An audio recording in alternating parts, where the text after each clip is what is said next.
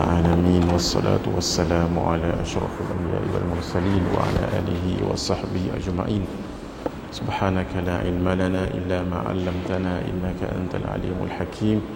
رب اشرح لنا صدورنا ويسر لنا أمورنا واحلل عقدة من ألسنتنا يفقه أقوالنا ولا حول ولا قوة إلا بالله العلي العظيم ولا حول ولا قوة إلا بالله العلي العظيم ولا حول ولا قوة إلا بالله العلي العظيم. خير ما أحييكم به تحية الإسلام وتحية الإسلام السلام.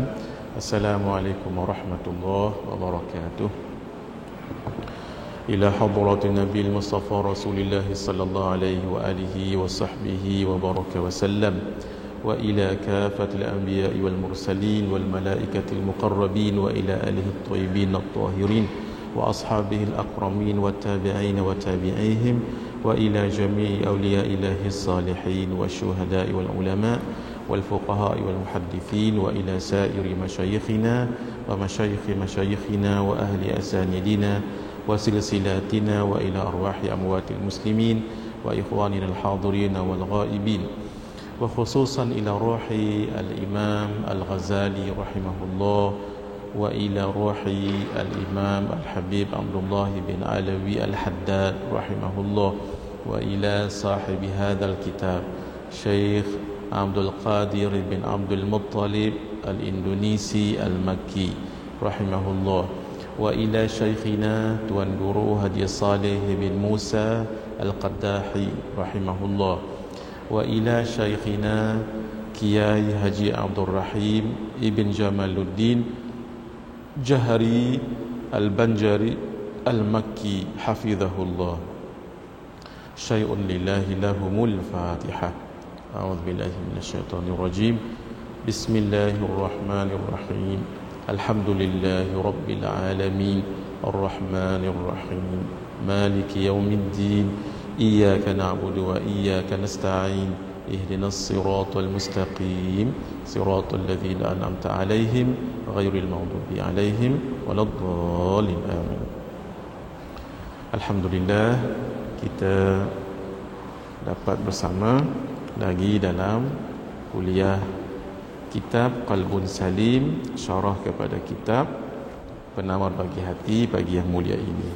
Kita berhenti di muka surat 48. Bismillahirrahmanirrahim. Baik, semua zikir. Hari itu kita berhenti membicarakan pada bab lidah. Antara kebaikan lidah yang berkaitan dengan akhirat pula ialah Bismillahirrahmanirrahim. Kita ulang dulu sedikit di muka surat 46.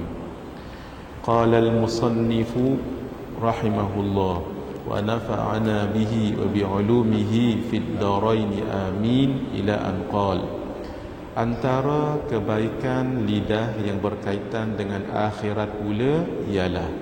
Apa maksud antara? Antara maksudnya sebahagian. Kebaikan lidah tu banyak sangat, jadi kita tak letak semuanya sekali. Jadi sebahagiannya kita letak sini. Sebab tu nanti kalau ada orang tanya, banyak lagi ustaz kebaikannya? Ya, betul. Sebab itu pengarang kitab asal ni tulis antara. Maksudnya antaranya tu banyak tu ya. Takut nanti cucu kita kat rumah bijak, Tok, kan banyak kebaikan lidah Tok, kenapa buku ni cuma sebut beberapa je? Betul lah tu. Jawapannya apa? Tu yang kamu baca tadi tu antara. Tu ya rahsia ni. Yang berkaitan dengan akhirat maksudnya yang boleh bagi kebaikan selepas kematian. Setiap kali kita jumpa perkataan akhirat dalam buku ni ataupun buku tasawuf, terus kita ingat maksudnya yang memberi kebaikan kepada seseorang lepas kematian. Maksudnya kalau dia meninggal, kebaikan tu akan ada padanya. Itu maksudnya akhirat. Termasuk di dunia juga, termasuk di dunia. Tetapi dia nanti lebih kita rasai kalau meninggal dunia nanti. Lepas meninggal, baca Quran tu akan nampak berkat dia. akan nampak kebaikan, hadis akan nampak. Kita di dunia ni tak nampak sangat. Walhal tuan-tuan tadi di rumah membaca surah Al-Waqiah umpamanya, itu amalan yang baik dibaca pagi-pagi. Rezeki kita lancar. Antara rezeki lancar hari ini contohnya, jalan tak jam. Biasanya jalan jam, tapi jalan tak jam, alhamdulillah. Berlaku aksiden di lorong lain, lorong kita okey je, itu juga rezeki. Rezeki bukan maksudnya dari segi duit sahaja, ya. Baik, membaca Al-Quran dan hadis sudah kita sebutkan. Membaca Quran, janganlah, kalau boleh ya, satu hari itu kalaulah berat sangat, biarlah kita baca satu helai sehari. Sehelai sehari, itu paling minimum lah tu. Tapi itu sebenarnya sikit sangat. Tapi apakah daya, berat sangat kita nak baca Quran, sehelai sehari pun tak apa dah. Tapi kalau kuat lagi, bacalah satu ain.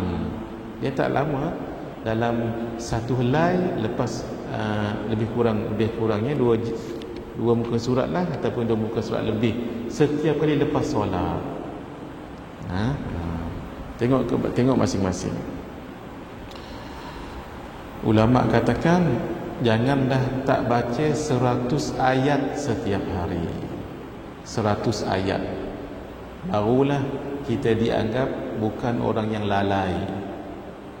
100 ayat, kiralah 100 ayat tu, kita boleh sampai 100 ayat tu daripada pagi sampai sebelum tidur, bangun tidur sehingga sebelum nak tidur, 100 hari tu insya-Allah boleh. Baca Quran 100 hari. Sebenarnya kita dah baca dah. Apa dia? Tu yang dalam suratul Fatihah tu, itulah dia. Kan kita dah baca setiap hari. Setiap hari kita baca dah sebenarnya. Yang kita baca Al-Fatihah ketika solat itu termasuk juga tu. Tapi kita nak biar kitab. Tu kita baca. Hadis, ingat sentiasa ya, jangan tak baca hadis dalam masa 3 hari. Saya di mana-mana saya mengajar, saya berdakwah, ini tak pernah saya tinggalkan. Selalu saya ingatkan. Sebab itu di rumah kena ada kitab yang dalamnya ada hadis. Sebab itu kita suruh beli kitab-kitab. Macam kitab ni kan ada hadisnya tu. Tak kira mana-mana kitab asalkan ada hadis. Buku 40 hadis yang kita baca dahulu kena sentiasa ada di rumah. Paling kurang satu hari kita baca hadis.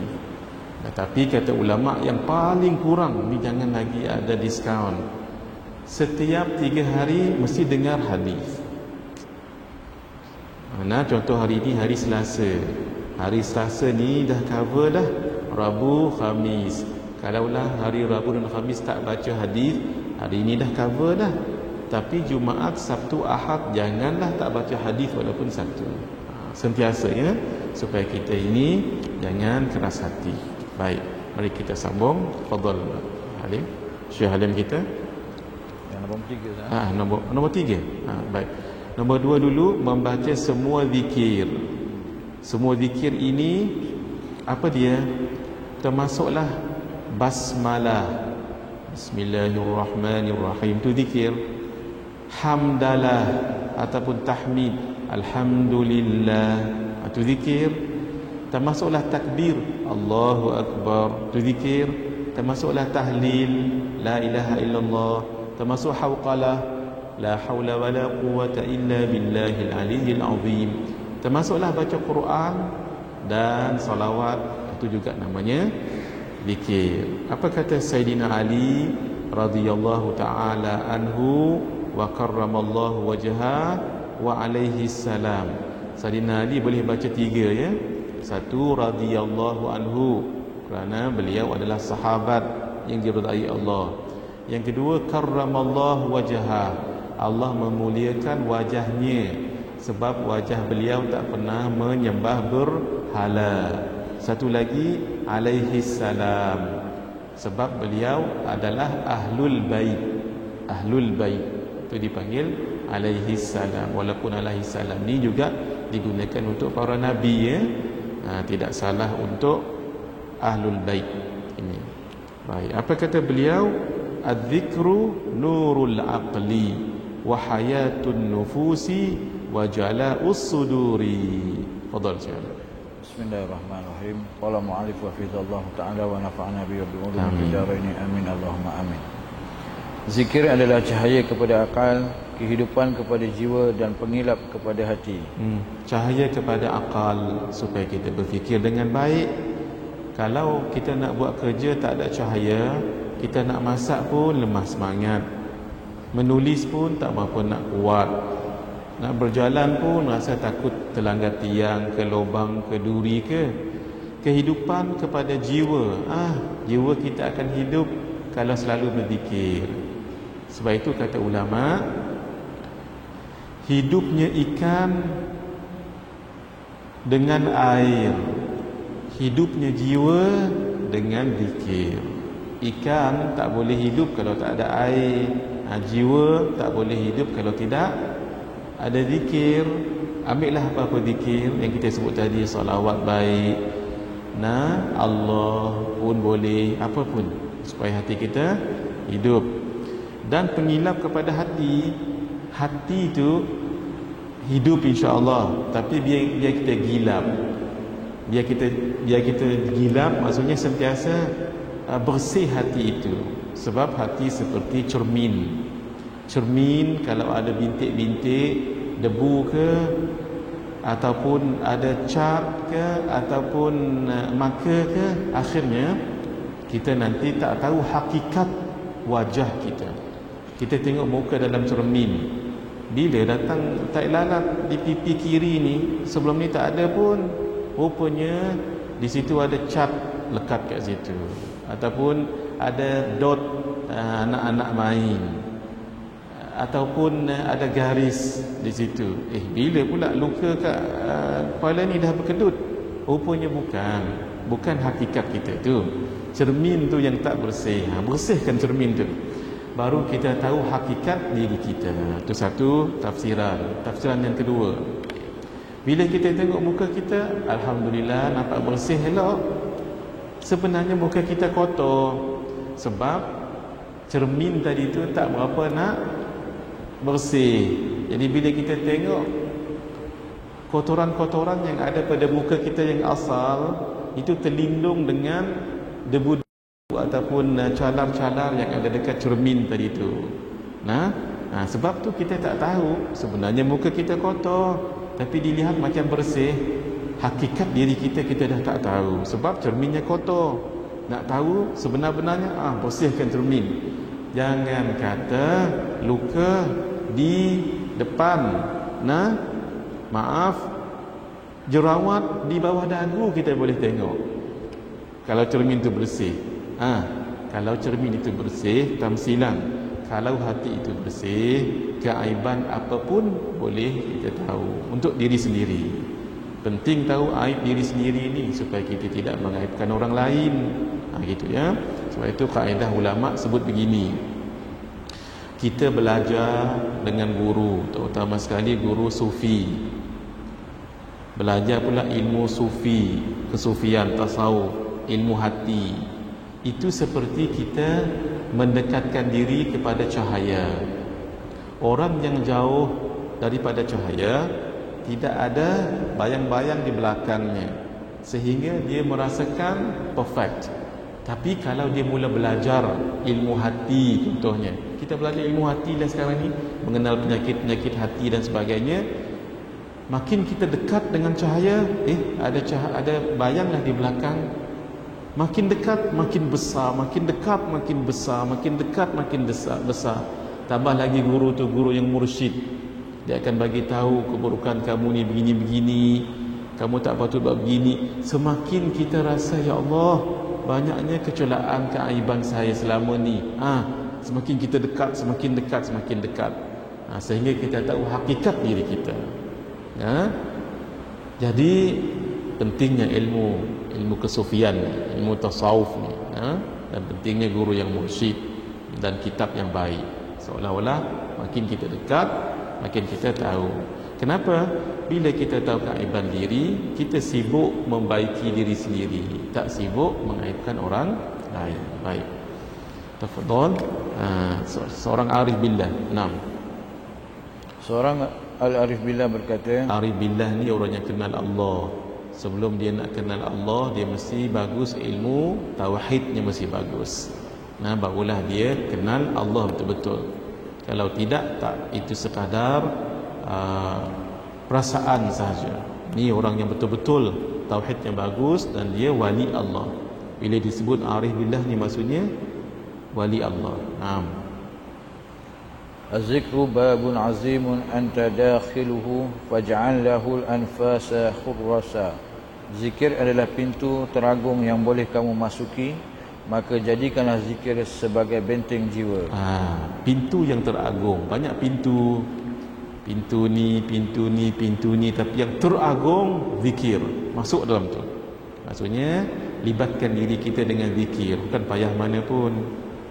Pagi-pagi bacalah subhanallah, alhamdulillah, wa la ilaha illallah, wallahu akbar. Saya nasihatkan, itu kan ada 4 zikir dibaca selepas subuh sebelum waktu syuruk terbit matahari. Apa dia? Subhanallah wa bihamdihi. Subhanallahal azim. Subhanallah wa bihamdihi. Satu. Yang kedua, subhanallahil azim wa bihamdihi 100 ya. Subhanallah wa bihamdihi 100. Subhanallahil azim wa bihamdihi 100. Subhanallah walhamdulillah wa la ilaha illallah wallahu akbar 100.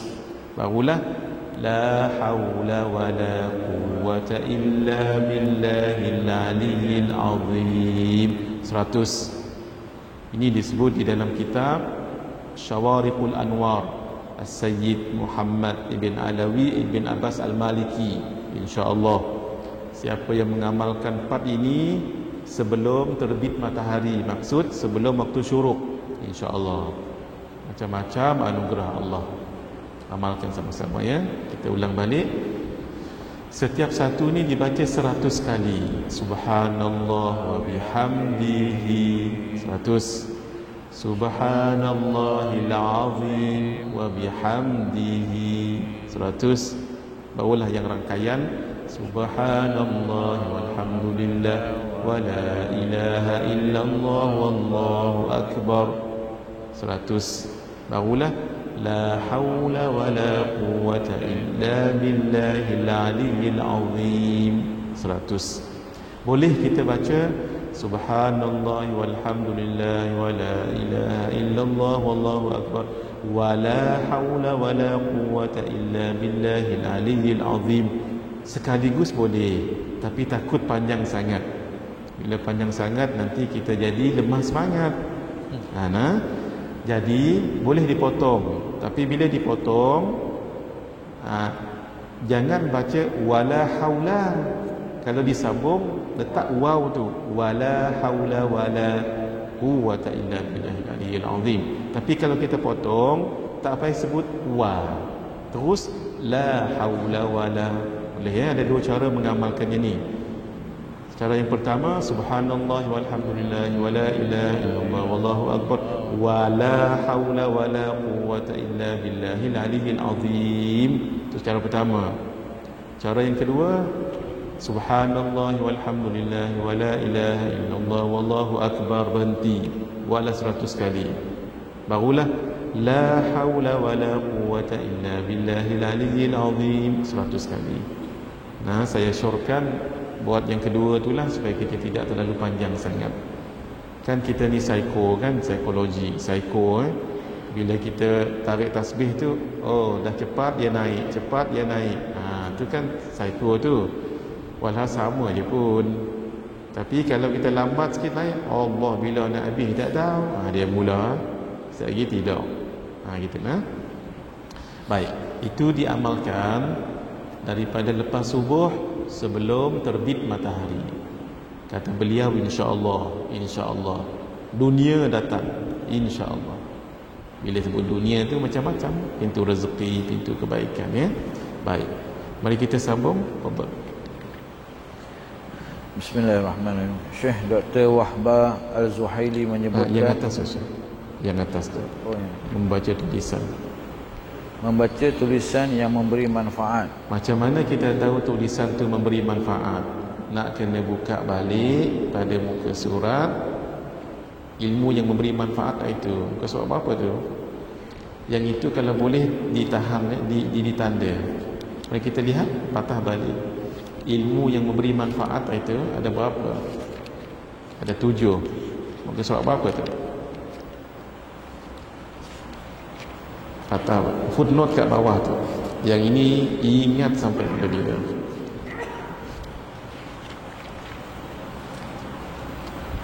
Ilmu yang memberi manfaat. Muka surat 40. Tolong ini ditanda besar-besar. Muka surat 40 ni ditanda besar-besar. Muka surat 40. Ada tak footnote di bawah tu 74? Kalau boleh bulatkan. Ini sentiasa kita rujuk. Bila disebut ilmu yang memberi manfaat, rujuk terus footnote 74. Guru yang memberi manfaat, ilmu dia tu terus rujuk 74. Ceramah yang memberi manfaat, buku yang memberi manfaat, apa cirinya? Mari kita lihat dulu. Sila Syekh Halim baca dulu yang 74 tu. Bismillahirrahmanirrahim. Ilmu yang memberi manfaat ada 7 ciri, iaitu ilmu itu sama ada ustaz yang bercakap, pendakwah yang berbicara, buku yang ditulis, poster yang dipamerkan. Whatever. Nak tahu manfaat ke tak? Mari kita lihat. ia menambah perasaan takut kepada Allah Subhanahu Wa Taala. Bila kita takut pada Allah, makin kita dekat pada Allah. Takut pada makhluk, menjauhi makhluk. Contoh, takut dengan harimau, kita lari. Takut dengan lipas, lebih lari laju daripada suami. Tu. 2. Ia menambahkan pengetahuan kepada penglihatan hati, yakni basirah, terhadap keaiban diri sendiri. Basirah itu adalah mata batin pada hati. Mata kasar pada pada jasad namanya basar. Cuba ingat lagi, hati itu ada berapa lapisan? Ada 5. Baik.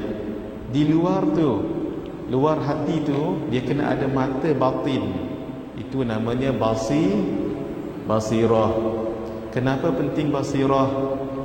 Sebab basirah ini perlu untuk kita tahu mana baik, mana buruk. Ketika orang itu tahu mana baik, mana buruk, orang itu sudah mendapat hidayah.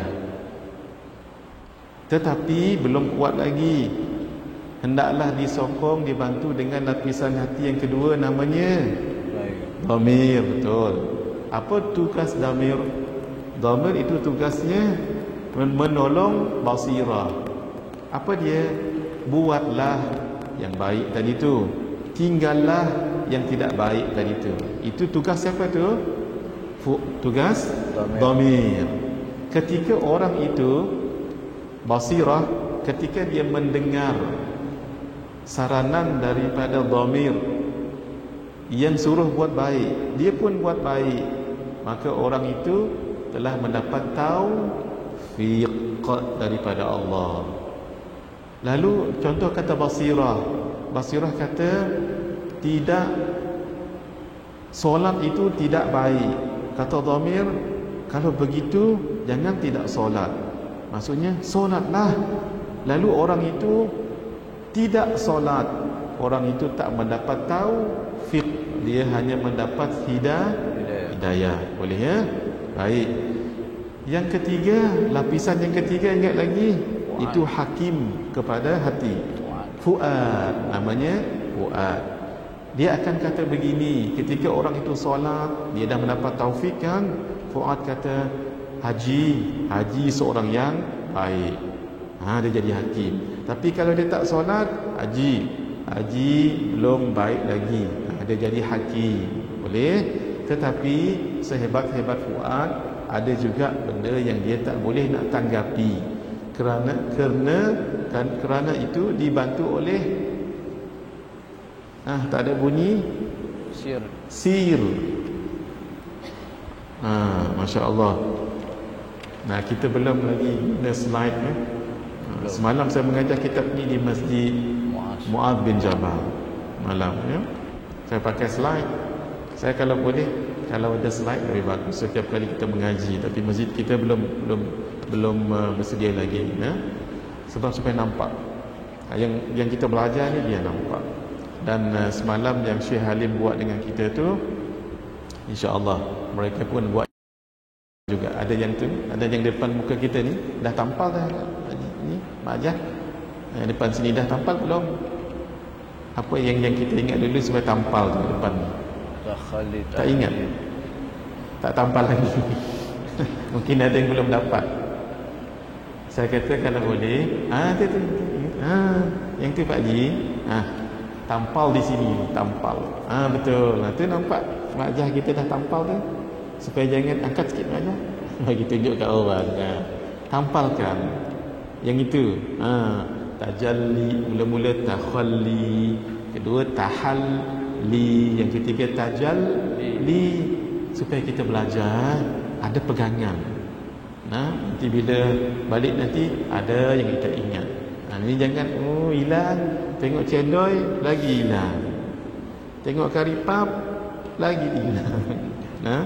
Sebab benda ni nak kena dibawa di mana-mana kita pergi. Itu namanya takhalli. Ketika kita tengok ada orang susah, ya, terus praktik takhalli, buangkan perasaan kedekut. Takhalli itu buang. Tahalli, hiasi ia dengan sifat yang baik. Silakan majah, RM5 bagi kat dia. Alhamdulillah. Kita dah praktik terus takhalli dan tahalli. Sama juga dengan hati tadi tu, supaya kita sentiasa terpandu. Boleh ya? Baik, dibantu oleh sir. Sebab sir tu tahu yang misterius. Dan akhir sekali, siapa yang dapat lubuk hati yang paling dalam, namanya Latifah. Latifah tu latif, kelembutan.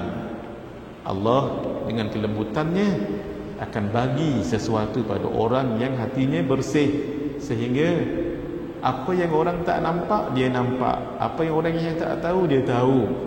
Kadang-kadang Allah campakkan ilham kepada dia, orang ni akan memudaratkan kamu ni, jangan rapat dengan dia. Itu nama ilham. Ada orang ngajak pergi ke satu tempat, hatinya macam tak nak pergi. Rupa-rupanya di situ ada berlaku aksiden, meninggal kawannya tu. Contoh. Itu namanya ilham tu, dan belum tiba lagi ajal. Baik. Terus Bismillahirrahmanirrahim. Yang ketiga, ia menambahkan ilmu pengetahuan tentang beribadah kepada Allah Subhanahu Wa Taala. Makin kita baca buku tadi tu, makin kita nak bertambah ibadah. Terus yang keempat, ia mengurangkan kesukaan kepada dunia. Yang kelima, ia menambahkan kecintaan kepada akhirat. Memang kita ni nak pergi akhirat. Kita ni kan semua nak pergi akhirat. Yang tua meninggal, yang muda meninggal. Ada satu lagu tu bagus juga, dimain di Radio Hakim. Yang tua mati, itu. Yang muda mati, yang sihat mati, yang sakit mati, pelajar mati, tok guru mati, orang miskin mati, orang kaya mati. Kalau kita dah tahu tu bagus tu. Cuma biar advance kita tahu tu, ya kita mati. So what? So what is your preparation? Apa preparation kita? Gitu. Tu ya. Saya dipanggil oleh 4 hari lepas oleh Jabatan Polis, Jabatan Siasatan Jenayah Komersial. Bagus mereka, Masya Allah. Daripada Datuk Ketua Pengarah tu, Datuk Muhammad Yaakob, dengan staf-staf polis yang besar-besar, pangkat besar-besar, dengar kuliah saya. Saya tengok sebahagian anggota polis yang besar-besar tu, macam dah matilah, macam pernah tengok dalam TV. Memang orang-orang yang core dengar. Tajuknya, bagaimana menangani tekanan stres kerja dan rumah tangga. Masya Allah, bagus sekali. Bagus sekali tajuknya. Antara poin saya ialah ini, akhirat ni, menambahkan kecintaan pada akhirat. Contoh, orang itu stres, kenapa? Sakit. Allah uji dia sakit sekarang. Kadang-kadang sakit 3 serangkai itu kan, darah tinggi, kencing manis, apa satu lagi Syah? Darah tinggi, kencing manis, jantung. Serangan jantung, kadang buah pinggang. Berubat tak baik, ubat tak baik. Nah, terus optimis macam mana? Terus berubat. Kenapa? Apabila kita sakit, terus positif. Apa? Inilah masanya Allah nak hapuskan dosa-dosa kita. Nah, itu. Yang kedua, sabar, pahala lagi. 3, orang yang sakit makbul doanya. 3, 4, ketika dia sakit, dia tak boleh nak pergi bersama dengan orang yang crowd ramai-ramai. Selamat daripada mengumpat. Kan kalau ramai-ramai ini banyak cerita. Orang ni 5 minit, ni 5 minit, ni 5 minit. Kan bertambah-tambah cerita tu. Hantau, jaga. Bila hantau, habak terus, tak mau. Lagu tu. Hantau, habak terus, tak mau. Jangan jawab hantau, tak tahu. Jaga. Bila tak tahu, ni nak habak mai. Habak mai mulalah nak mengata orang, mengaibkan orang, ya. Terus kita guna duit untuk beli obat dengan niat supaya kita baik, dapat pergi majlis ilmu, dapat solat dengan baik. Itu kan pahala tu. Niat baik sebegitu tu. Masya-Allah. Berubat 6 tahun dah tak baik-baik. Siapa tahu yang ke-7, tahun ke-7 tak juga. Siapa tahu yang ke-8. Nah, sampai dia meninggal, nak buat macam mana? Itulah takdir Allah. Tapi itu yang saya sebut tadi tu, akhirat tadi tu. Insya-Allah orang yang semua penyakitnya dalam dunia ni, di hari akhirat, tambah lagi dia ahli syurga, semua hilang semua tu. Semua hilang. Saya sebut dalam tu. Kencing manis, jantung, darah tinggi, migraine tadi yang mengaji, semua hilang. Satu.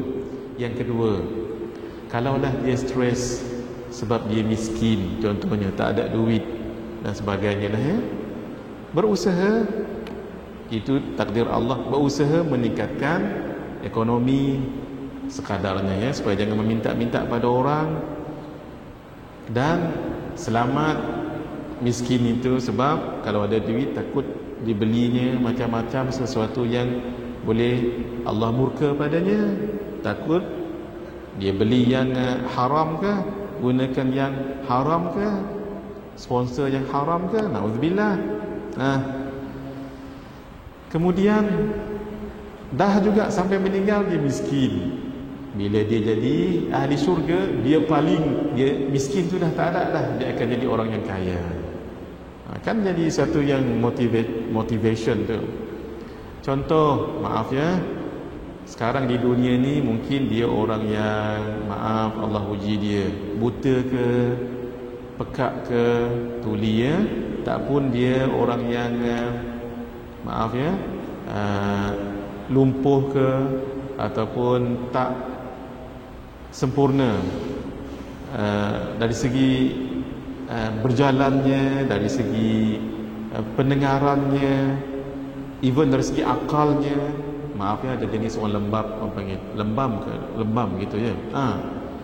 Di akhirat nanti tak ada dah, berjalan tak betul tadi tu, pekak tu semua hilang, mata tadi tu tak apa nampak, semua hilang. Hatta maaf kalau dia tu sekarang dalam kategori tak berapa nak cantik lah, tak berapa nak handsome banding dengan orang lain dari segi keduniaan, di akhirat semua handsome, semua muka jadi handsome, Masya Allah.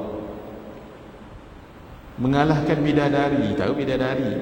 Kalau cerita bidadari ni, ya Allah. Kemudian umurnya dikembalikan 33 tahun.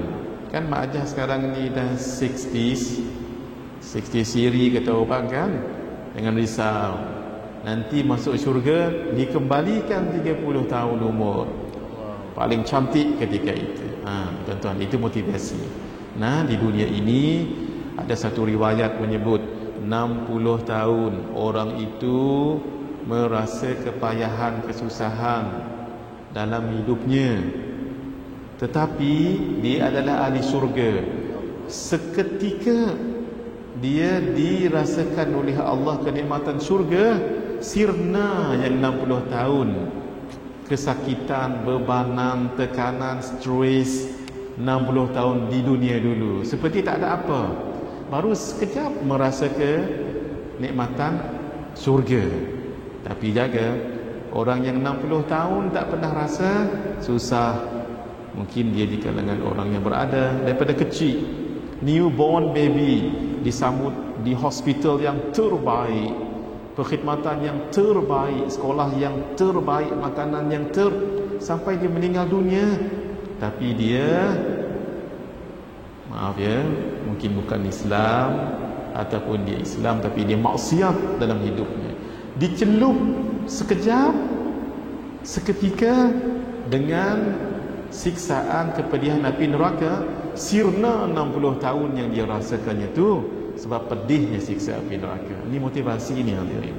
Sebab itu biar letih mengajar tak apa, letih datang belajar tak apa, letih mengajar orang tak apa, buat baik pada orang, letih jaga mak ayah yang sekarang mungkin tak berapa nasihat, dalam arti kata letih berbuat kebaikan, jangan risau, jangan risau.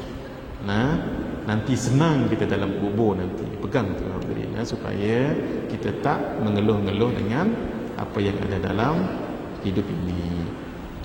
Memang kita diuji oleh Allah kerana mengeluh juga. Maksudnya mengeluh kita sendiri, bukan mengeluh pada takdir Allah ya. Terus kita berusaha, berobat, mesti belajar. Ya, nah. Baik. Fadhal Syekh Halim. Bismillahirrahmanirrahim. Yang ketujuh, ia membuka penglihatan mata hati, iaitu basirah, kepada sesuatu yang boleh membinasakan pahala amalan, lalu menjaga diri daripada melakukannya. Itu yang kita sebut tadi ya, melihat keaiban diri. Dan terakhir atas tu, ia menyedarkan diri tentang tipu daya syaitan. Tipu daya syaitan. Ada satu buku yang bagus dibaca, namanya Tablisul Iblis. Tablisul Iblis. Dah diterjemah dalam bahasa Melayu dah. Namanya Belitan Iblis. Nanti belikan buku tu. Tablisul Iblis. Dalam bahasa Melayunya Belitan Iblis. Diterjemah oleh orang Indonesia. Dalam buku tu, tebal ni buku tu, tebal ni sedikit. Nipis sedikit daripada buku kita ni. Dia cerita tentang apa tipu daya iblis. Macam-macam dalam tu tipu iblis. Baik, mari kita patah balik muka surat 48 tadi. Tafadhal Syekh Halim. Mengajar ilmu yang memberi manfaat. Sama juga tadi, ilmu yang memberi manfaat, 7 ciri diingat ya. Sebab itu muka surat berapa tadi? Jangan dilupa kita. 40. Tolong diingat sekarang ya. Antara muka surat yang penting dalam buku ini berapa? 40. Footnote nombor tak ingat. Footnote nombor 74. Boleh ya? Ingat sentiasa. Mana-mana dalam buku tasawuf baik, fiqah baik, tauhid baik, kalau yang menyebut tentang ilmu yang memberi manfaat, ingat muka surat 40, footnote 74. Fadhal Syekh Wahbah. Syekh Dr. Wahbah Az-Zuhaili menyebutkan, wa ta'limu wa ta'lamu wa ta'lumu dinun aw faridatun diniyah wa taqsiru fihi khiyana wa kitbanun ilmin jarima wa tashwihul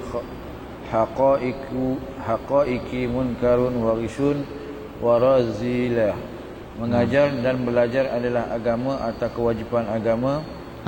Jadi mengajar dan belajar itulah agama, ataupun itulah kewajipan agama. Jadi saya alhamdulillah tahulah sikit, saya mengajar. Tuan-tuan, puan-puan, bukan tak tahu ni ada ustaz-ustaz di sini, ustazah ni lebih alim daripada saya lagi. Tapi tawaduk, belajar juga. Nah itu untuk itu wajib agama tu. Maksudnya yang tak tahu tu wajib belajar. Yang dah tahu tu dia jadi sunat, menambahkan ketinggian kedudukannya pada Allah. Terus sikap Allah kadar, yakni tidak serius di dalamnya adalah khianat. Baik, dalam belajar ni ataupun mengajar, kalau tak serius tu khianat. Sambil lewa. Contohnya, saya kalau tak study buku ni, tak rujuk buku-buku lain contohnya, ataupun ustaz-ustaz lain, guru-guru lain, saya bercakap dengan hawa nafsu saya lah, bukan dengan ilmu yang benar. Saya bagi contoh yang paling bahaya, bab akidah. Dia pun baca ayat Ar-Rahmanu 'alal 'arsy istawa. Tuhan Ar-Rahman itu beristiwa di atas arasy. Dia pun faham istiwa tu duduk. Lalu dia kata Allah duduk ataupun berada di arasy. Astagfirullah. Itu tak cukup ilmu tu dalam bab akidah tu. Bahaya tu ya. Mana boleh kita kata Allah di arasy. Itu kan tempat. Terus menyembunyikan ilmu adalah suatu kesalahan. Ilmu jangan disembunyi. Merosakkan kebenaran-kebenaran adalah suatu kemungkaran, penipuan dan akhlak yang tercela. Baik. Ilmu ada, kalau contohnya ada ilmu yang guru tak ajar, yang melibatkan perkara yang sulit-sulit, itu tak termasuk ilmu yang tak termasuk menyembunyikan ilmu ya. Menyembunyikan ilmu macam ni, contohnya apakah perkara yang membatalkan solat, tak mau ajar, itu apakah saya dengan sepupu saya ni mahram ke tidak mahram, tak mau habaq, itu menyembunyikan ilmu. Apakah amalan yang kalau saya buat boleh melepaskan diri daripada api neraka, tak jawab, tak mau dia orang alim daripada dia, itu menyembunyikan ilmu. Tapi contoh, ustaz, ada tak amalan yang saya boleh lembutkan hati suami saya?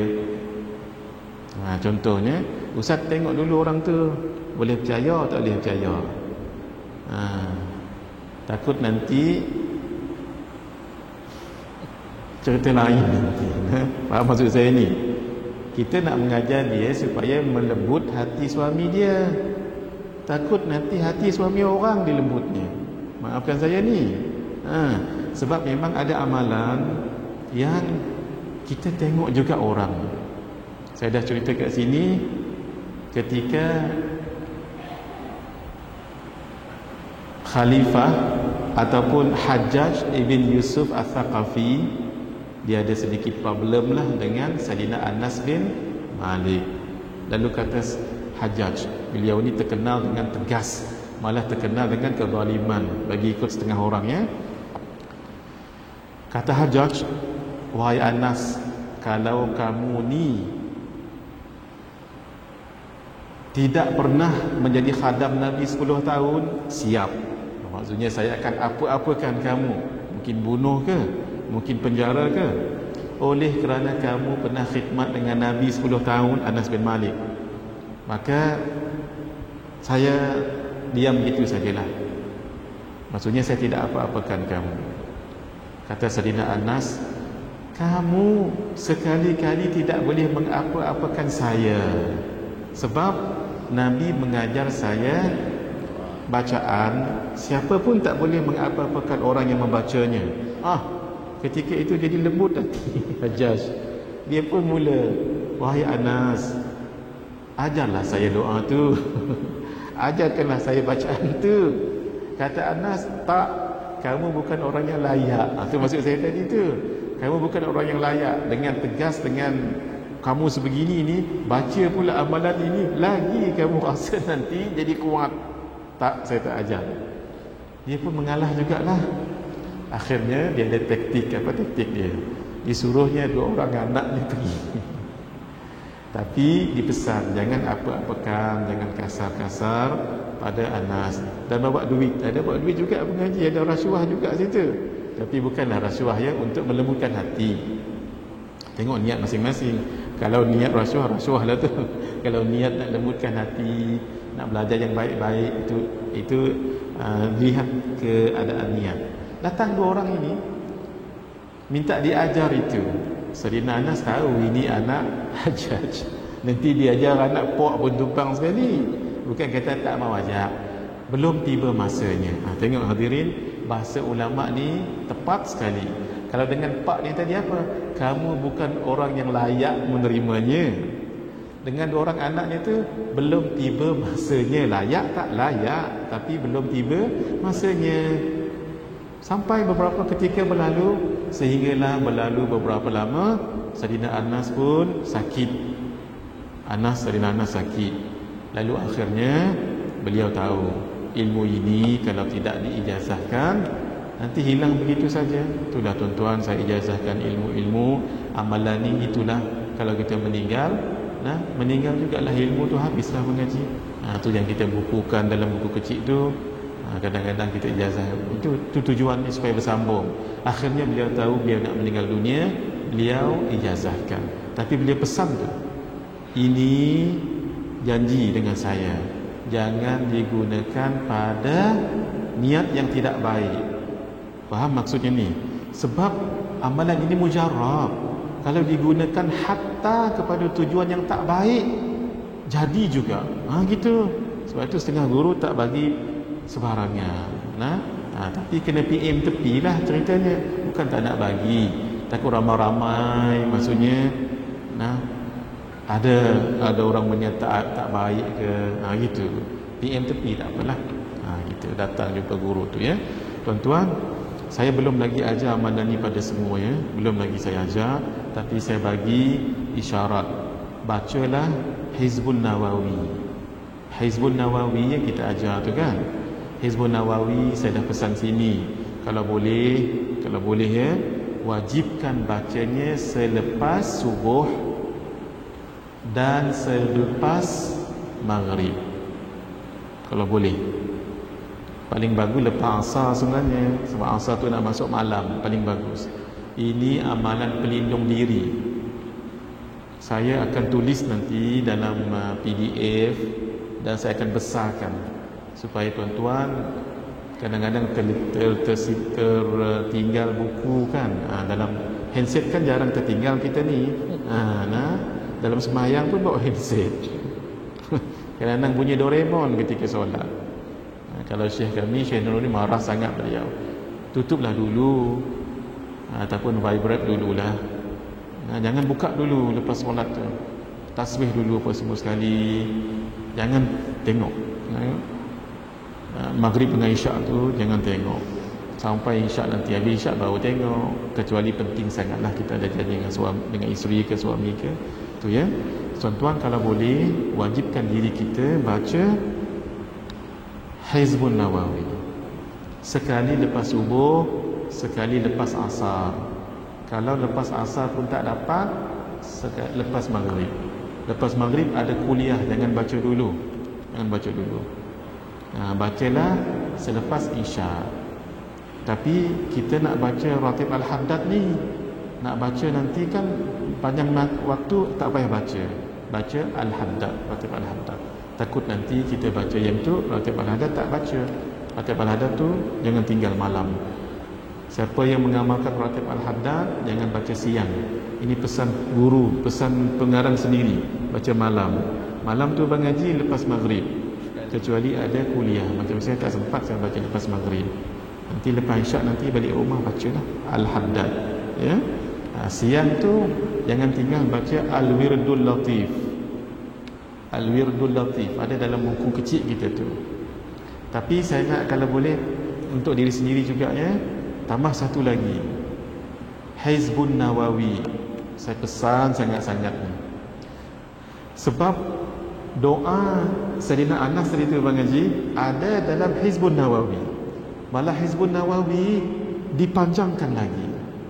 Saya pesan sangat-sangat, terutama maaf orang yang sekarang diuji oleh Allah dengan sihir ataupun selalu histeria. Ada saka, maaf ya, ada saka contohnya. Maksudnya yang melibatkan makhluk halus itulah. Jangan tinggal. Baca lepas subuh sekali, lepas maghrib sekali. Kalau takut maghrib nanti sibuk, asar tu dah baca dah. Ingat tak? Ulama sebut ada 4 waktu. Kalau orang itu dia bertaubat lambat, 4 waktu ni jangan tinggal. Ingat tak? Begini orang tu lambat taubat, umur 60, 70 baru nak bertaubat. 50 contohnya. Dia pun bertaubat sungguh-sungguh lah, alhamdulillah. Tapi dia rasa menyesal sangat sebab umur-umur yang ke depan tadi tu, yang ke belakang tadi tu, dia banyak lara, banyak tak elok, banyak lok-lak. Ketika dia bertaubat umur 60 tu, dia nak kejar amalan yang dia tertinggal dulu tu. Boleh tak? Jawabnya boleh. Tapi 4 waktu ni jangan tinggal. 1, malam sampai subuh, terutama sekali 1/3 malam yang akhir sampai subuh. Yang kedua, subuh sampai terbit matahari, jangan tinggal amalan, apa pun amalan. Tambah lagi di situ ada satu solat. Apa nama solat tu? Solat sunnah Isyraq. Apa pahalanya? 1 hari 1, jangan tinggal. Yang ketiga, asar sampai maghrib. Ni yang saya sebut ni. Kenapa? Waktu ni lah kita baca Hizbun Nawawi. Asar sampai maghrib tu. Sebab maghrib nanti takut kita sibuk mengaji. Macam saya memang sibuk mengajar setiap malam contoh ya. Baca Hizbun Nawawi hadirin. Kemudian maghrib sampai Isyak, jangan tinggal. Solat apa tu? Awabin. Berapa rakaat? 6 rakaat. Boleh tak buat cara paling ringan? Boleh. Apa caranya? Sembahyang lepas maghrib, sembahyang apa? Ba'di. Ya. Berapa rakaat? 2. Ketika kita solat 2 rakaat tu, niatkan ia jadi awabin, tapi lafaznya ba'diyah maghrib. Usalli sunnatal maghribi raka'ataini ba'diyatan lillahi ta'ala, macam biasa. Allahu Akbar. Terus kita niat, ya Allah, saya jadikan solat ini termasuk dalam awabi. Sama ada lepas takbir ataupun sebelum nak solat, niatkan gitu. Jadilah solat itu automatically solat apa? Awabi. Tinggal berapa lagi lebih? 4. Bila 4, buat 4 rakaat sekaligus. Boleh? Saya bersungguh-sungguh mengajar tentang solat awabin ni supaya kita jangan tinggal.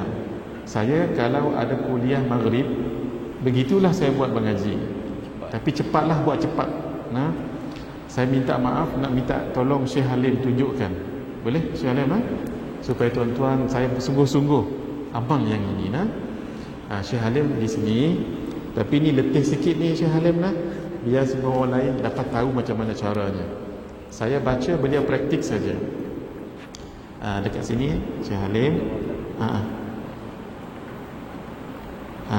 Kita kiblat dekat sana supaya nampak. Maaf ya. Mudah-mudahan asbab beliau ini kita tahu cara solat. Saya nak beliau Syekh Halim minta izin ni untuk praktik daripada mula sampai akhir ya. InsyaAllah tuan-tuannya, supaya tahu macam mana nak buat. Baik, saya baca, beliau praktik saja ya. Sekarang lepas maghrib, ada kuliah maghrib kan, cepat-cepat, sama ada ustaz ataupun kita. Baik, sembahyang ba'diyah dulu ya. Paling bagus bersiwak. Kan tadi beliau bersiwak. Solat beliau ini akan digandakan 70 pula. Sebab solat yang berpakai siwak, pahalanya digandakan 70 solat yang lain. Baik, saya baca usalli ya. Bismillahirrahmanirrahim. Syekh Halim ana buat, Syekh Halim terus. Ana baca, Syekh Halim buat. Usalli sunnatal maghribi rak'ataini ba'diyatan lillahi ta'ala. Allahu Akbar. Terus niat, ya Allah, saya jadikan ini solat awabi. Semula Syekh Halim ataupun sebelum solat ni kan terus niat, ya Allah, sembahyang sunat ba'diyah yang saya nak lakukan ini, saya nak jadikan ia awabi. Tak payahlah pakai panjang-panjang macam saya tu, guna bahasa Jawa pun boleh ya. Kalau bahasa Inggeris pun boleh. I want to make this to terpulang tuan-tuan. Bahasa Sarawak pun boleh. Ada orang Sarawak sini, saya nak cakap Sarawak sekejap. Rindu saya lama dah tak cakap Sarawak. Ada orang Sarawak sini? Tak. Tak jadi, terkubur niat. Kalau bahasa Sarawak, ya Allah, kami nak sembahyang tu jadi sembahyang awabin. Ya, orang Sarawak lah tu. Boleh? Baru kita takbir. Dua-dua cara ya, niat tadi boleh. Barulah usalli sunnatal maghribi raka'ataini, usalli sunnatal maghribi raka'ataini qabliyatan. Astaghfirullahalazim. Semula. Usalli sunnatal maghribi raka'ataini ba'diyatan lillahi ta'ala. Allahu akbar. Baca Fatihah, baca apa-apa surah sekalipun. Rukuk dulu, Allahu akbar. Sami Allahu liman hamidah. Takut beliau letih kesian ya. Kita terus tahiyat akhir. Sila Syekh Halim tahiyat akhir. Baik, habis. Assalamualaikum warahmatullahi. Assalamualaikum warahmatullahi. Habis, angkat lagi. Ini buat 4 rakaat. Bersiwak dulu, kemudian 4 rakaat. Caranya begini. Usalli sunnatal awwabin. Tadi kan dah 2 rakaat dah selesai kan? Usalli sunnatal awwabin 4 rakaatin lillahi ta'ala. Allahu akbar. Buat macam biasa. Rakaat pertama sudah, rakaat kedua sudah, rakaat ketiga sudah, rakaat keempat sudah. Tak perlu tahiyat awal. Kemudian duduk tahiyat akhir. Assalamualaikum warahmatullahi. Assalamualaikum warahmatullahi. Selesai. Dapatlah pahala berapa? 12 tahun pahalanya. Masya Allah. Jangan tak buat tadi ya. Baik. Syukran Syekh Halim, mudah-mudahan dapat manfaat. Tuan-tuan, siapa yang ada soalan tentang solat awabin, tanya. Sebab kita nak biar kita buat. Sayang umur kita ni. Orang lain setiap malam dapat 12 tahun dapat pahala. Kita tak dapat apa-apa. Sebab takut nak solat awabin tadi. Kalau payah kan ada 3 cara tu. Kalau payah yang pertama, pergi yang kedua.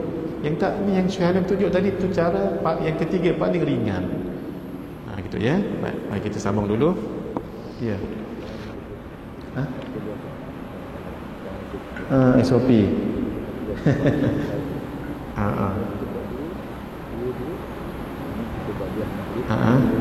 Dua. Boleh? Syekh Halim tanya tadi, kita kan SOP sekarang ni. Jadi kuliah cepat. Saya kalau kuliah cepat macam mana pun sempat saya buat. Tapi syaratnya jangan lambat-lambat. Kalau tak perlu baca surah, tak payah baca surah. Saya kalau cepat sangat kan tak perlu surah. Tapi jangan dibuat terus lepas maghrib ya. Biar tunggu dulu habis orang berwirid. Kan kita tak ada salam ni dah. Bersalam-salam tak ada dah sekarang. Tapi kalau masjid saya salam. Sebab kita semua jamaah yang kita dah kenal, tak apa kita salam. Kalau tak nak salam pun tidak mengapa juga ya. Tapi buat gini sebagai tanda ataupun senyum. Kita pun tak apa ya. Sebab SOP kita ni tak boleh dijangka juga. Sekarang ni pun kes ada naik menurun mengaji ya. Jadi kita ambil keselamatan lah. Cumanya bila solat nanti yang ni buka, kita pakai begini. Pergi solat kan, bila waktu nak solat buka. Waktu nak solat, lepas salam tutup lagi, tak apa. Takut kipas selalu kuat, takut aircon kuat, begitu tak apa. Tapi solat buka, supaya kita jangan kurang afdalnya itu. Biar kita persembahkan diri seolah-olah kita lah persembahkan diri pada Allah gitu. Tutup macam ni pun Allah tahu, malaikat tahu. Tapi ada riwayat kata larangan untuk menutup mulut ni. Jadi paling bagusnya apa? Kita buka begitu. Baik. Yang saya nak sebutkan tadi, janganlah. Macam mana? Dua tak apa. Dua boleh. Tapi kadang-kadang dua tu jadi lambat. Jadi 4 rakaat, biar 4 rakaat sekaligus. Sebab kalau nanti 2 rakaat kan tahiyat akhir nanti. Angkat lagi, itu berapa dah masa tu. Kalau saya memang cepat. Tapi ringkas, kadang-kadang tak baca surah. Sebab saya nak mengajar sekejap lagi. Memang setelah saya salam awabin last tu, memang sempat sangat. Berdoa sekejap baru mula majlis. Memang sempat. Sebab kita dah buat selalu dah tu, alhamdulillah. Bukan nak sebut ni, dah tersebut dah ya. Jadi untuk kebaikan, setiap malam dapat berapa tahun pahala? 12 tahun. Mana nak cari tu Mak Jah? Contoh umur saya sekarang 40 tahun. Malam ni saya buat seolah-olah umur saya 52 tahun. Malam esok umur saya tetap 40, tapi seolah-olah 64 tahun. Tambah 12 lagi. Malam esok umur saya tetap 40, tapi seolah-olah 76. Tambahlah 12. Kan rugi tak buat tu. Mari kita sambung. Bismillah. Bismillahirrahmanirrahim. Yang kelima, menyuruh kepada ma'ruf dan mencegah kepada yang mungkar. Baik, terus. Yang keenam, memberi nasihat kepada orang Islam. Baik, sebelum tu kita lupa tadi baca faedah dulu Syekh, bawahnya tu footnote 84 tadi tu kita tak selesai lagi. Faedah pembahagian waktu yang baik untuk perkara yang baik. Ni kita nak tengok nak menghafal bila semuanya. Terus, waktu paling baik dan waktunya menghafal. Waktunya akhir waktu malam, iaitu waktu sahur. Itu lebih lama, lebih lama memori kita. Terus, membahas masalah agama ataupun berbincang, waktunya pagi. Sebab kita masih fresh waktu tu. Terus, menulis fawaid, iaitu faedah-faedah, waktunya siang. Fawaid ni apa? Benda yang jarang kita dengar. Tu yang macam faedah yang tu kan. Bukan apa yang kita belajar daripada pelajaran ni, tak. Fawaid ni jarang kita dengar. Baik. Terus, mempelajari permasalahan agama, waktunya permulaan malam, iaitu waktu maghrib dan isya. Tu kita belajar agama kan. Baik. Mana waktu duha kat sini ni? Tak ada ni. Waktu duha tak ada kat sini ni. Waktu siang lah kita ambil, ataupun pagi tu berbincang masalah agama kan. Kita ni bincang bab tasawuf ni kan ada permasalahannya. Contohnya tahalli tu apa, takhali tu apa. Kalau nak menulis fawaid pun bagus juga waktu ni. Contoh fawaidnya, saya pernah bagi tahu hari itu siapa yang minum air. Apa doa minum air? Allahumma barik, bismillahirrahmanirrahim. Allahumma barik lana fima razaqtana wa qina adzabannar. Boleh? Satu lagi. Ya ma'u zamzam. Ingat tu. Ya ma'. Ya ma'u, ya ma', ya ma'. Ikut saya sama-sama. Ya ma', ya ma'. Bukan mak di rumah tu lain. Mak ni air. Ya ma', ya ma'. Ma'u zamzam, ma'u zamzam. Susah. Kejap dah. Ya ma'u zamzam alaikas salam. Ma'u zamzam, tak ingat saya. Ma'u zamzam alaikas salam. Apa yang saya sebut minggu lepas tak ingat saya. Ya ma'u zamzam alaikas salam. Yang semalam, yang minggu lepas saya sebut, tak ingat saya. Ma'u zamzam alaikas salam. Gitu. Cuba ikut saya sama-sama. Ya ma'u zamzam alaikas salam. Maksudnya, wahai air Zamzam, kirim salam pada kamu. Ini tak ada dalam hadis ya, tapi ini namanya fawaid, faedah-faedah ulama. Boleh sekali lagi? Ya ma'u zamzam alaikas salam. Wahai air Zamzam, kan air Zamzam ni ketua pada seluruh air, bagi salam pada. Saya minum dulu boleh?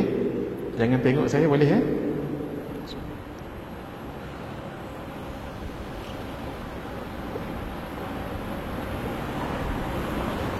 Baik, nanti saya tulis, saya bagi pada Umi, kita boleh amalkan. Bismillahirrahmanirrahim. Memberi nasihat kepada orang Islam. Yahya bin Mu'az Ar-Razi menasihatkan, liyakun hadzal mu'min minka thalathah, illam tanfa'hu fala tadurruh, wa illam tafrahu fala taghummuh, wa illam tamdahu fala tadhummuh, Bagus nasihat ni. Terus Bismillahirrahmanirrahim. Hendaklah kamu mempunyai 3 sikap terhadap sesama Muslim. Baik. Yang pertama, jika kamu tidak mampu memberikan manfaat, maka janganlah memberikan kesusahan. tu kata orang, kalau kita tak boleh mengajar ke, tak boleh baik pada orang, jangan susahkan orang.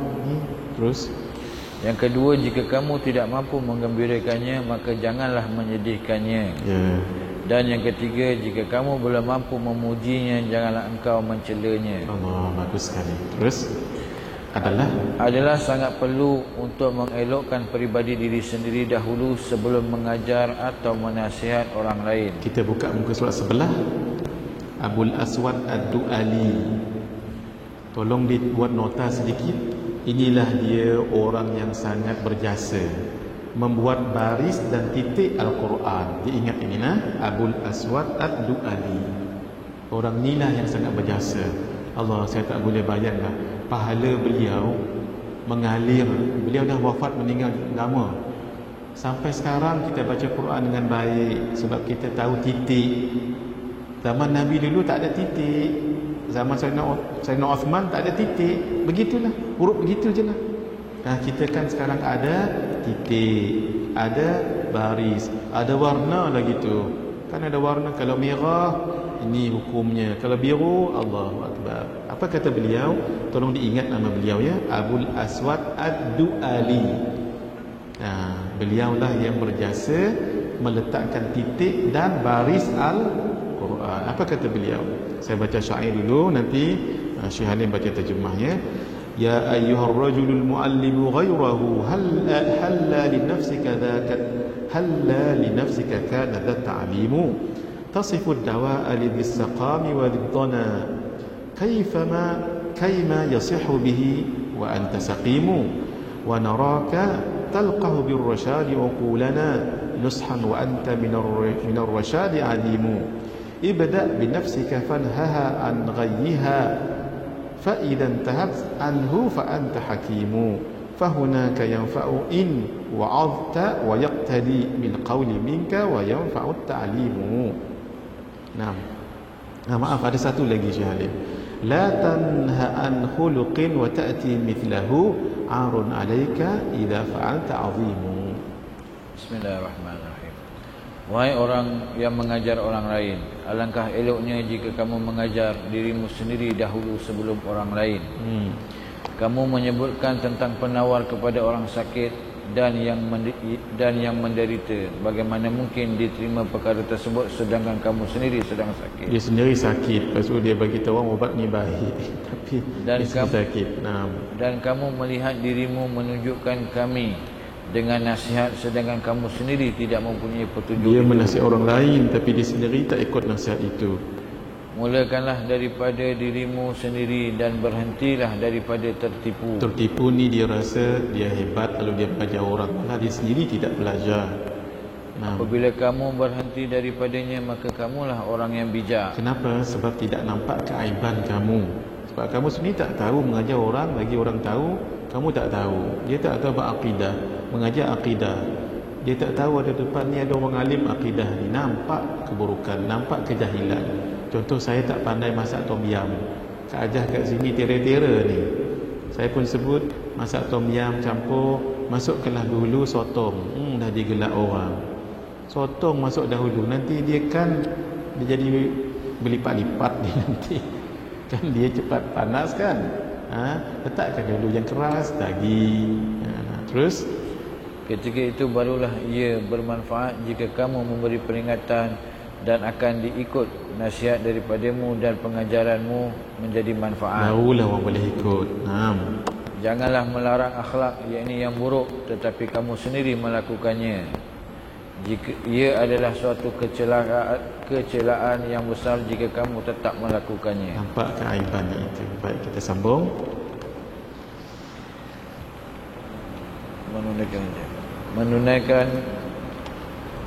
Menunaikan hajat orang Islam. Jadi kita tunaikan hajat dengan lidah kita tunaikan hajat. Ustaz minta Ustaz bacakan doa untuk anak saya ni. Saya dengan lidah, insya-Allah malam ni saya buat ma'ajah. Itu kan menunaikan hajat orang lain tu. Terus menyatukan kembali hubungan antara mereka dan lain-lain. Baik, kita dengan lidah menasihati orang. Baik. Terus Cara mensyukuri nikmat lidah. Kamu hendaklah mensyukuri nikmat lidah dengan menjaganya daripada sesuatu yang bukan menjadi tujuan lidah dijadikan seperti berkata-kata sesuatu yang dilarang oleh syarak. Seperti, kita baca dulu, seperti satu, berdusta. Dia ada beberapa tu. Dia ada seperti berdusta. Baik, mari kita lihat dulu. Sayyidina Abdullah bin Mubarak mengatakan, ta'ahad lisanaka innal lisana sari'un ilal mar'i fi qatlihi wa hadzal lisanu baridul fuadi yadullu ar-rijala ala aqlihi. jagalah lidahmu kerana sesungguhnya lidah sangat cepat membunuh seseorang. Lidah adalah utusan hati yang menunjukkan kadar akal seseorang. Bagus sekali ayat ni. Tengok tuan-tuan ya. Lidah adalah utusan hati yang menunjukkan akal. Masya Allah, bagus sekali. Orang kalau dia akal dia baik, akal dia sihat, lidahnya pun jadi baik. Kalau akalnya tidak elok, Allah, lidahnya Allah tak elok je keluar, mengaibkan orang, mengatakan orang. Itu ringan lagi. Kalau mengkafirkan orang, kalau mensyirikan orang, macam mana tu?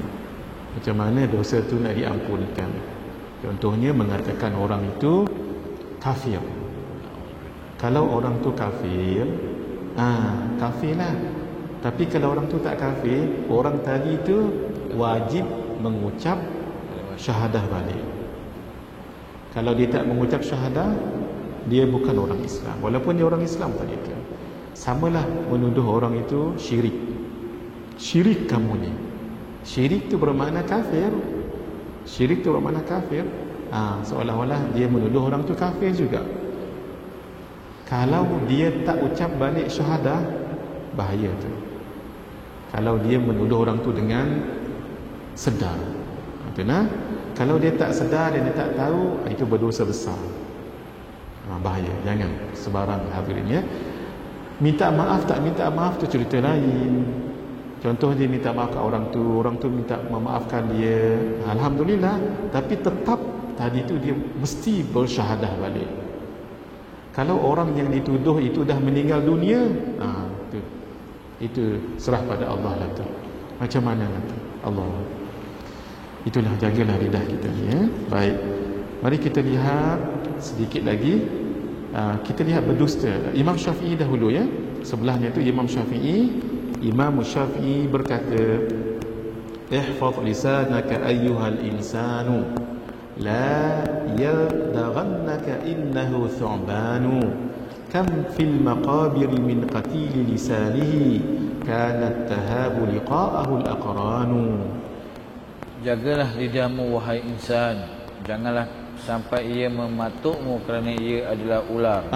Lisan ni macam ular mematuk. Macam mana tu? Terus, berapa ramai penghuni kubur yang terkorban kerana lidahnya. Dahulu teman-temannya tidak mahu berjumpa dengannya. Kenapa?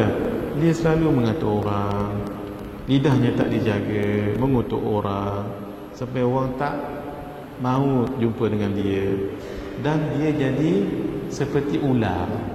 Perkataan dia tadi tu, contoh dia mencerca orang, kan orang tak mahu datang jumpa dia tu disebabkan lidahnya tadi. Contoh tadi lebih dahsyat, menuduh orang syirik tadi tu ataupun kufur tadi tu, dia tu jadi kufur baliknya. Nabi sebut dia, man qala li akhihi ya kafir faqad ba'a biha ayyuhuma. Sesiapa yang mengatakan kepada saudaranya wahai si kafir. Di sini seolah-olah hadis menyebut mengata ni dengan mulut kafir. Maka orang tadi tu sama ada yang dikata tu kafir ataupun yang mengata tu kafir. Kata ulama, tidak juga semestinya mengata, termasuk menulis. Jaga-jaga tu ya. Baik. Mari kita sedikit lagi dalam 10 minit kita lihat jaga lidah ni daripada beberapa perkara. Pertama sekali, berdusta atau bercakap bohong. Apa maksud cakap bohong ni? Fadhal Syekh. Berdusta di sini bermaksud berdusta yang boleh menyakiti Yang orang di atas lain. tu, yang di atas. Berdusta. 87. Nah. Ha? Dusta. Jadi Ha. dusta atau kazib. Yang tu. Ya itu. Lawannya asidik. Ia merujuk kepada memberitahu tentang sesuatu yang tidak sama dengan kenyataan yang sebenar. Sama ada melalui perkataan atau perbuatan seperti dengan isyarat tangan, mengangguk atau dengan mendiamkan diri. Dusta yang dibicarakan di sini adalah bercakap bohong. Baik. Apa dia dusta ataupun kadhib? Memberitahu tentang sesuatu yang tidak sama dengan kenyataan yang sebenar. Kenyataan tu tak sama apa yang dia sebutkan. Sama ada melalui perkataan, dia sebut A itu orang yang tak baik, walau A itu orang yang baik. B itu mengumpat kamu, walau tak mengumpat pun. C itu sangat percaya pada kamu, walau C itulah yang mengkhianat dia. Itu maksudnya dia sebut perkataan yang tidak baik. Ataupun perbuatan seperti dengan isyarat tangan.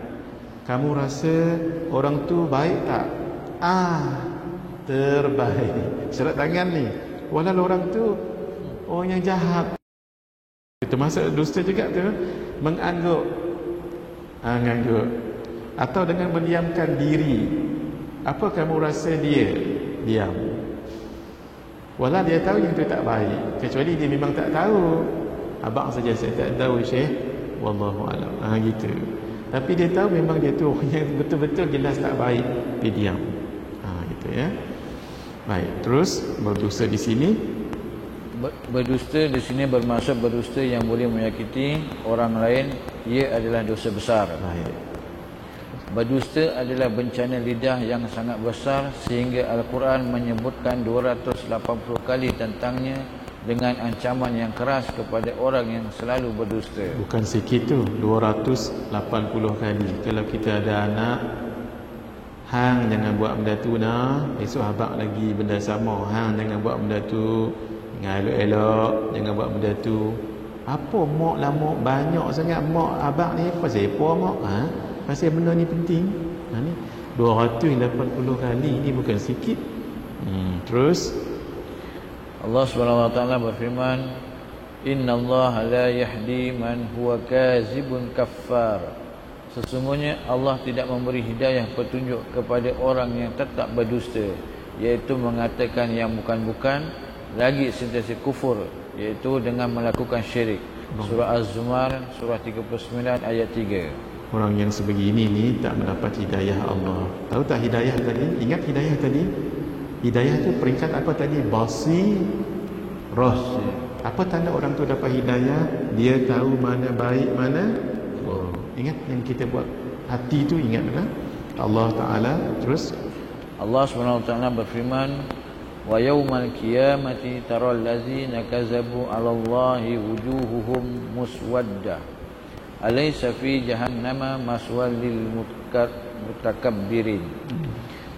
Pada hari kiamat engkau akan melihat orang yang berdusta terhadap Allah SWT, dan yang menyatakan kesedihan itu muka mereka hitam legam. Maksudnya orang yang berdusta tu di hari akhirat legam muka dia, hitam muka dia. Ya Allah, minta jauh kita ya. Bukankah dalam neraka jahanam disediakan tempat tinggal untuk orang yang sombong dan takbur? Ingat kita hadirin, ada dua fakta yang saya sebut dahulu tentang hati. Penyakit hati yang paling bahaya, hasad. Penyakit hati yang paling Allah benci, takabur. Tolong ditulis ya, diingat. Ini fakta-fakta sebegini ni penting kita tahu. Sebab dia tak akan berubah sampai bila-bila. Tak akan berubah. Semua kitab, baik Arab, baik Jawi, Melayu, Inggeris, apa pun mesti sama juga, cuma explanationnya berbeza. Penyakit-penyakit hati tajuknya ya. Penyakit hati yang paling bahaya, hasad. Penyakit hati yang paling Allah benci, takabur. Kenapa?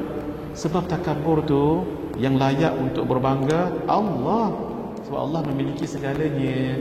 Ketika orang itu takabur, dia seolah-olah mengambil haknya Allah. Tu ya. Baik, Sayyidina Ibnu Mas'ud radhiyallahu taala anhu berkata, Rasulullah sallallahu alaihi wa alihi wa sahbihi wa baraka wa sallam bersabda, "Alaikum bis-sidq, fa inna sidqa yahdi ila al-birr, wa innal birra yahdi ila al-jannah." Allahumma ij'alni wa ij'alka minhum. Wa ma yazalu ar-rajulu yasduqu wa yataharra sidqa hatta yuktaba 'inda Allahi siddiqa. Wa iyyakum wal kadhib fa innal kadhiba yahdi ila al-fujur wa innal fujura yahdi ila an-nar wa ma yazalu ar-rajulu yakdhibu wa yataharra al-kadhiba hatta yuktaba 'inda Allahi kadzdzaba. Hendaklah kamu bercakap benar, iaitu jujur, kerana sesungguhnya bercakap benar, yakni jujur itu membawa kepada kebaikan dan kebaikan itu membawa kepada syurga. Seseorang itu sentiasa bercakap benar dan berusaha untuk selalu jujur sehingga dia ditulis di sisi Allah sebagai orang yang jujur. Dan jauhilah sifat dusta, kerana sesungguhnya dusta itu membawa kepada keburukan dan keburukan itu membawa kepada neraka. Seseorang itu sentiasa berdusta dan berusaha untuk selalu berdusta sehingga dia ditulis di sisi Allah sebagai seorang pendusta. Riwayat Muslim. Cakap berjujur kita ya, walaupun perkara itu pahit. Nah, berlaku kepada Al-Imam Al-Ghazali, sebahagian kitab kata begitu. Mak beliau pesan, kalau kamu mengaji, jangan kamu bohong. Sebahagian kata ni berlaku pada Imam Syafi'i masa kecil. Dalam perjalanan, kan orang zaman dulu berkafilah ni, dalam perjalanan ada perompak mengambil barang-barang orang. Lalu orang itu bertanya kepada Al-Imam Asy-Syafi'i, yang saya ingat Asy-Syafi'i sekarang, barang-barang lain sudah diambil. Jumpa dengan budak ni, Imam Syafi'i ni, apa yang ada pada kamu? Beliau tak ada apa-apa, tapi beliau ada jahit dalam jubah ni. Beliau ada jahit satu jahitan dan dimasukkan dalam tu duit. Nah, sebab mak dia pesan, kamu kalau mengaji jujur, jangan cakap bohong. Ya Allah, budak-budak kan, apa yang ada pada kamu? Kata perompak itu, saya ada, itu duit saya. Di mana? Dalam jubah saya ni, dalam lipatan ataupun jahitan. Dia pun buka, ini ceritanya macam ni, saya ada duit dalam tu. Kamu bohong? Tak, sungguh. Akhirnya perompak tadi bawa pada ketua dia. Apa yang ada pada kamu? Saya ada duit tuan dalam ni. Okey, betul, buka sekarang. Dibukanya, nah ini duit. Kata ketua perompak ni tadi, ya Allah, budak-budak kecil sebegini ni, kenapa ni kamu buat sebegini ni? Mak saya kata kalau nak mengaji jangan cakap bohong, mesti jujur. Kata ketua perompak ni, ya Allah, budak ni kecil lagi, kalau dia tak bagi tahu pun tak mengapa, selamat duit dia.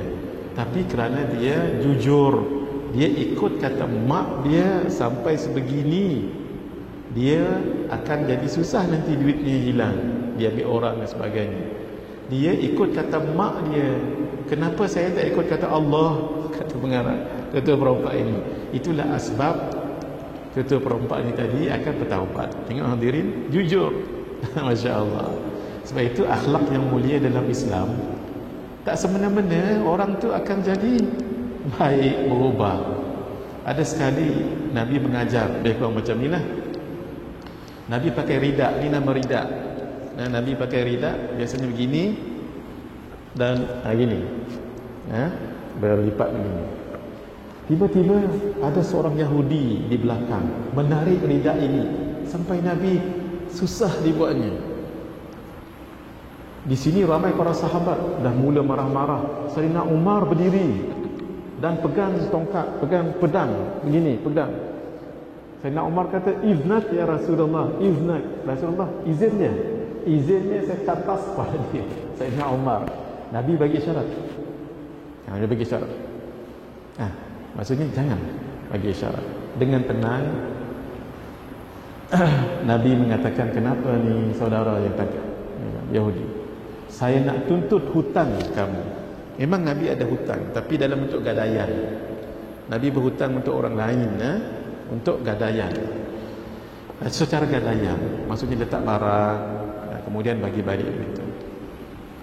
Yahudi ini tak salah juga sebab dia menuntut hutang. Memang Nabi berhutang ketika itu, tapi yang salahnya belum sampai masanya dia datang, tapi Nabi tenang. Lalu kata Nabi, wahai Umar, bawa saudara kita ni pergi ke Baitul Mal, nanti ambil bahagian saya di Baitul Mal itu, bayarkan hutangnya, dan ambil lagi jumlah yang sama, bagi lagi untuk dia. Ya Rasulullah, bahagian yang pertama tadi jumlahnya untuk membayar hutang tu saya tahu, tapi kenapa jumlah yang sama dibagi juga padanya double? Kata Rasulullah, ini sebagai denda yang kamu kasar dengan dia tadi. Yang kamu kasar tadi tu, saya nak kita bertenang-tenang sebagai orang Islam, maka sebagai balasannya, tak mengapalah, bagi pihak saya ambil lagi benda yang sama, bagi dengan dia. Masya Allah. Habis cerita kat situ, berjalanlah Sayyidina Umar bawa Yahudi tadi berjalan ke Baitul Mal, sambil-sambil bawa tu, sambil-sambil pegang pedang. Siapa? Sayyidina Umar. Yahudi tu berjalan tak berapa nak dekat, lagi tengah jalan ni tinggal kepala, lagi badan saja, kepala entah ke mana. Tapi Sayyidina Umar tak akan buat sebab Nabi bagi isyarat jangan buat. Dalam perjalanan ni Sayyidina Umar marah-marah. Kenapa kamu mengasari Nabi sebegitu? Lalu kata Yahudi tadi, wahai Umar, pernahkah kamu mendengar nama orang Yahudi, pendeta Yahudi, namanya sekian-sekian? Dia sebut. Kata Sayyidina Umar, ya saya pernah dengar tu, sambil marah-marah. Dan saya dengar dia nak memeluk Islam Yahudi tu. Pendeta tu orang alim Yahudi, alim kitab Taurat. Saya dengar dia dah masuk Islam tu. Kata Yahudinya tadi, wahai Umar, sayalah orangnya. Sayalah orangnya. Saya baca dalam kitab tentang ciri-ciri Nabi akhir zaman. Nah, semuanya ada pada Nabi kamu ni Muhammad. Semua ada.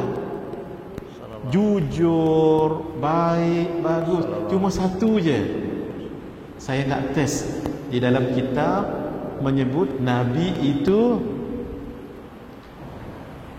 hilmuhu ghalabat ghadabuhu. Hilmuhu ghalabat ghadabahu. Kelembutannya, kehalusannya mengalahkan kemarahannya. Sekarang baru saya nampak dan saya lihat Nabi ini tadi, dan baru saya tahu memang benar inilah Nabi yang sebenar. Mana mungkin saya tahu untuk saya cederakan diri saya, masuk akal ke tak? Dia beritahu pada Sayyidina Umar, masuk akal ke tak saya datang ke majlis Rasulullah Nabi, dan ada sahabat yang sangat cinta kepada Nabinya, termasuk kamu juga ada kat situ, tiba-tiba saya mengasari Nabi, itu membahayakan nyawa saya tahu tu. Tapi saya tahu, saya nak uji benar tak ini Nabi betul-betul. Baru saya nak Umar tahu cerita. Lalu beliau mengatakan, ya Umar, ishhad, wahai Umar, bersaksilah, asyhadu an la ilaha illallah wa anna Muhammadan Rasulullah. Ni apa ni semua ni? Akhlak ni. Allah. Nah, baik, kita khatamkan dengan Sayyidina Fudail ya. Sayyidina Fudail bin Iyad berkata, ingat cerita dahulu saya sebut Sayyidina Fudail bin Iyad dulu seorang perompak. Beliau ini berada di Baghdad. Beliau ini kekuatannya boleh mengalahkan 10 orang lelaki. Fudail bin Iyad. Kalau orang berjalan malam kan, orang kata jalan tu jangan lalui tu. Itu ada Fudail tu. Ada Fudail bin Iyad.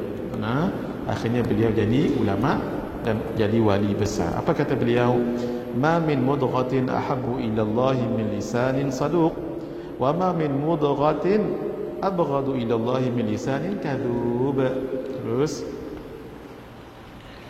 tidak ada perangai yang lebih dicintai Allah daripada lidah yang jujur, dan tidak ada perangai yang lebih dibenci Allah daripada lidah yang berbohong. Baik, yang akhirnya Imam Al-Imam Habib Abdullah Al-Haddad rahimahullah ta'ala berkata, antara bencana-bencana lidah yang terutama sekali ialah berdusta.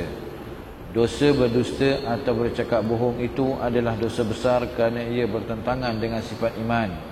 Oleh itu, orang yang berdusta itu terdedah dirinya kepada kemurkaan dan kutukan daripada Allah Subhanahu wa taala. Allah Subhanahu wa taala berfirman, "Innama yaftaril kadziba allazi la yu'minuna biayatillah wa ulaika humul kazibun."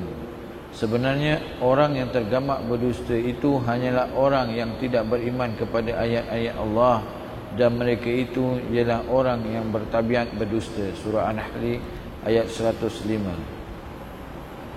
Allah Subhanahu wa taala berfirman, "Fanaj'al la'natallahi 'alal kazibin."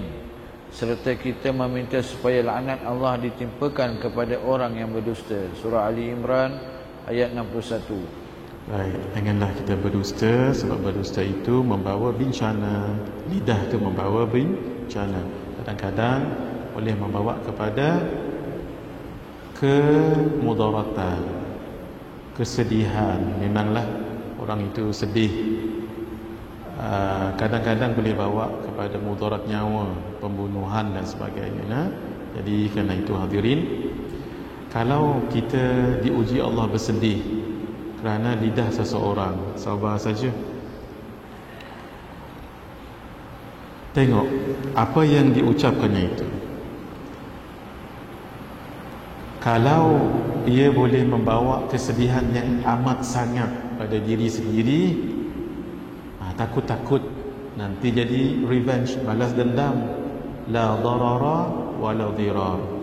Sesuatu kemudaratan jangan dibalas dengan kemudaratan. Contoh dia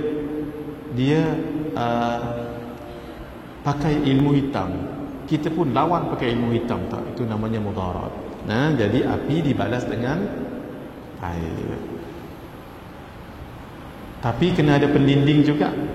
Pendinding yang sudah kita bicarakan dahulu. Banyak pendinding yang tuan-tuan sudah amalkan. Tapi kalau kita bersedih, sedih kita disebabkan oleh kata-kata dia, ucapan dia,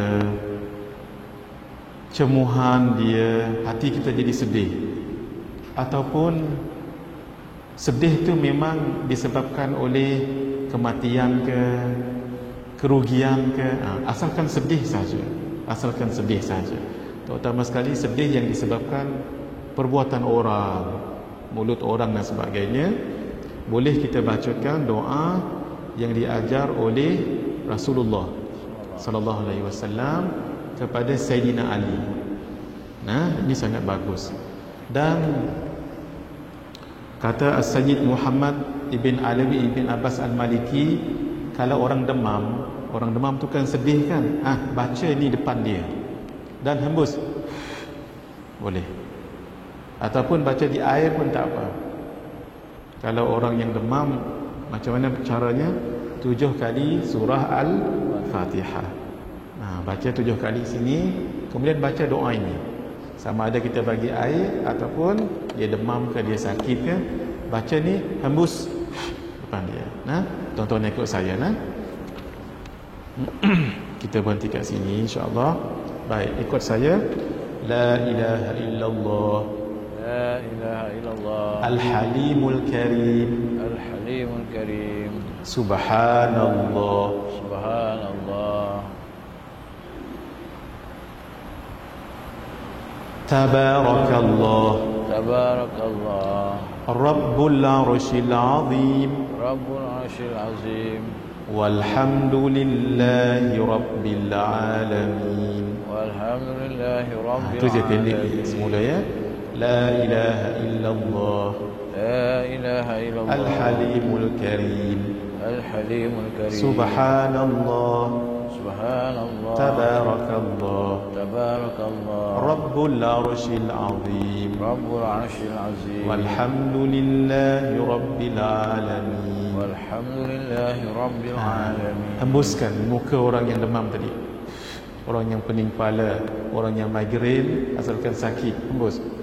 Tapi untuk kita sendiri, kalau kita sedih, ulang-ulang baca tu.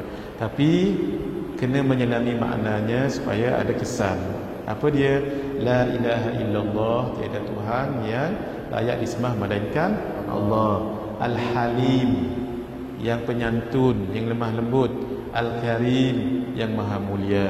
Subhanallah, maha suci Allah. Tabarakallah, kemuliaan itu milik Allah. Rabbul Arshil Azim, Allah adalah pemilik kepada arasy yang agung, yang besar. Walhamdulillahi Rabbil Alamin, dan segala puji milik Allah, Tuhan sekalian alam. Ini kita ijazahkan kepada semua sekali. Setiap pagi habis pengajian saya akan tulis insya-Allah, ya. Baik. Nanti kita sambung, jika berdusta tetapi tidak menyakiti orang lain, kita sambung minggu depan insya-Allah. Hadza wa billahi taufiq wal hidayah. Wassalamualaikum warahmatullahi wabarakatuh. Bismillahirrahmanirrahim. Alhamdulillahirabbil alamin, wassalatu wassalamu ala asyrafil anbiya'i wal mursalin wa ala alihi wa sahbihi ajmain. Allahumma inna nas'aluka ilman nafi'a wa rizqan thayyiba wa amalan salihan mutaqabbala. Wa sallallahu ta'ala wa sallam ala sayyidina Muhammad wa ala alihi wa sahbihi ajma'in. Walhamdulillahi rabbil alamin. Wassalamualaikum warahmatullahi wabarakatuh. Bisirril Fatihah. A'udzu billahi minasyaitonir rajim. Alhamdulillahi rabbil alamin. Iyyaka na'budu wa iyyaka nasta'in.